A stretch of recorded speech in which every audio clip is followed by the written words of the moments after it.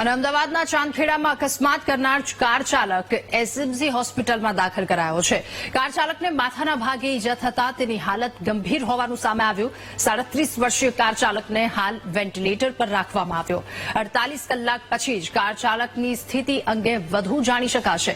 હોસ્પિટલના સુપ્રિન્ટેન્ડન્ટે કાર ચાલકની સ્વાસ્થ્ય વિશે માહિતી આપી છે. તો એક્સયુવી કારે પૂર ઝડપે કાર ચલાવી એએમટીએસ બસની સાથે અકસ્માત સર્જ્યો હતો અને અકસ્માતમાં કારમાં સવાર એકનું ઘટના સ્થળે જ મોત નીપજ્યું. બીજાની હાલત ગંભીર, સારવાર માટે હોસ્પિટલ ખસેડવામાં આવ્યો છે. તો એએમટીએસ બસમાં સવાર 4 મુસાફરો પણ આ અકસ્માતમાં ઈજાગ્રસ્ત થયા છે.